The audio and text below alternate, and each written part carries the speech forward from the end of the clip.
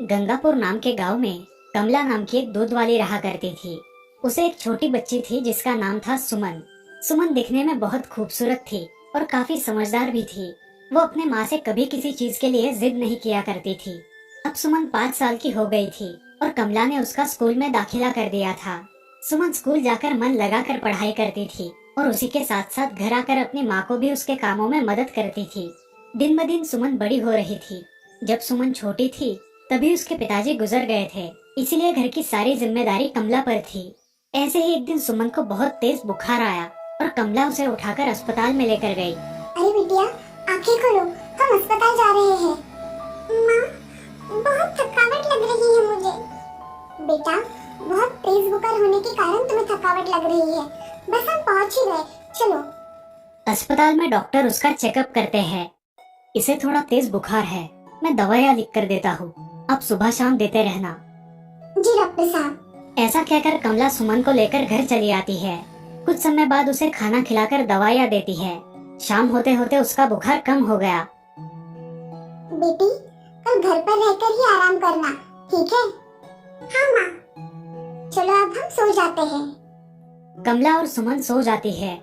अगली सुबह उठकर कमला अपना काम पूरा कर लेती है और दूध बेचने गांव में चली जाती है। यहाँ सुमन घर में ही रहकर आराम कर रही थी और साथ ही में घर के छोटे मोटे काम भी कर रही थी। तभी सुमन की सहेली रश्मि उसके घर आई। अरे सुमन, आज तुम स्कूल क्यों नहीं आई? मुझे कल बहुत तेज बुखार था, इसी वजह से मैं आज स्कूल में नहीं आई। अच्छा, अब कैसा लग रहा है? अब अच्छा लग रहा है, चलो हम खेलते हैं। ऐसा कहकर सुमन और रश्मि आंगन में खेलने लगी। बहुत देर खेलने के बाद दोनों थक गई और सुमन आराम करने घर में चले आई। सुमन थोड़ी ही देर में सो गई और कुछ देर बाद उसकी माँ घर आई। बेटी रश्मि, तुम कब आई? चाची मैं कब से आई हूँ। हम दोनों ने बहुत खेल खेले, इसलिए सुमन बहुत थक गई है और वह सो गई। अब आप आ गई हैं, तो मैं अपने घर चली जाती हूँ। ऐसा कहकर रश्मि वहाँ से चली जाती है। कमला सुमन के पास बैठकर उसका बुखार देखती है। अब सुमन को बुखार नहीं था, इसीलिए कमला अपने काम में लग गई। थोड़ी ही देर बाद कमला को सुमन की आवाज आई। माँ, मेरा पूरा बदन दर्द कर रहा है।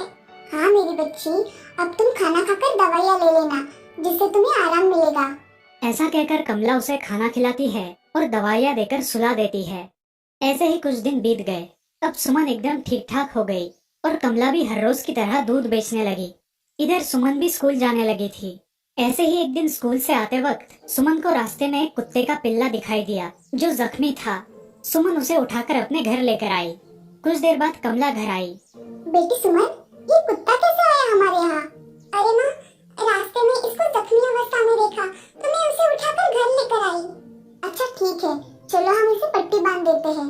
हाँ माँ। कमला ने उस कुत्ते के पिल्ले को उठाया और उसकी मलहम पट्टी की।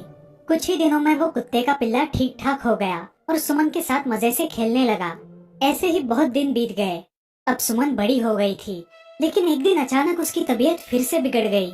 कमला को पता नहीं चल रहा था कि क्या हो रहा है। उसने सुमन को फिर से अस्पताल में भर्ती किया। डॉक्टर ने उसका चेकअप किया और कमला से कहा, पेशेंट की किडनी खराब हो गई है, हमें जल्द से जल्द कोई किडनी डोनर ढूंढना होगा। मगर डॉक्टर साहब, किडनी कौन देगा? आपके खून के रिश्तेदार किडनी दे सकते हैं। डॉक्टर साहब, मैं मेरी बच्ची को किडनी देने के लिए तैयार हूँ। ठीक है, मैं ऑपरेशन की तैयारी शुरू करता हूँ। ऐसा बोलकर डॉक्टर वहाँ से चले गए। उसी दिन शाम को ऑपरेशन होने वाला था। कमला घर जाकर अपने सारे काम निपटाकर वापस अस्पताल में आ गई और वो भी एडमिट हो गई। दोनों माँ बेटियों का ऑपरेशन सफल रहा। ऐसे ही कुछ दिन बीत गए। अब सुमन एकदम स्वस्थ हो गई और कमला उसे लेकर घर लौट आई। ऐसे ही एक दिन सुमन ने अपनी माँ से कहा, माँ, मेरा तो ऑपरेशन हो गया, लेकिन मेरे साथ आपको क्यों रखा था अस्पताल में? अरे बेटा छोड़ो वो सब, तुम ठीक ठाक हो यही बहुत है मेरे लिए। माँ बताओ ना मुझे, तुम्हें मेरी कसम। बेटा, उस दिन तुम चक्कर आकर गिर गई थी और मैं तुम्हें डॉक्टर के पास लेकर गई थी। तब उन्होंने बताया कि तुम्हारी किडनी काम नहीं कर रही है, इसीलिए मैंने मेरी किडनी तुम्हें दे दी। माँ ऐसा क्यों किया तुमने? तुम्हें कुछ हो जाता तो? मुझे कुछ भी हो जाए, मैं तुम्हें कुछ भी नहीं होने दूंगी मेरी बच्ची। ये सुनकर सुमन की आंखों में आंसू आ जाते हैं और वो रोने लगती है। अब क्या हुआ है रोने को? माँ, मैं कितनी खुशनसीब हूँ कि मुझे तुम्हारी जैसी माँ मिली है। और मैं तुमसे ज्यादा खुशनसीब हूँ क्योंकि मेरे पास तुम हो। अब रोना बंद करो। उस दिन के बाद सुमन कभी बीमार नहीं पड़ी और अपनी प्यारी माँ के साथ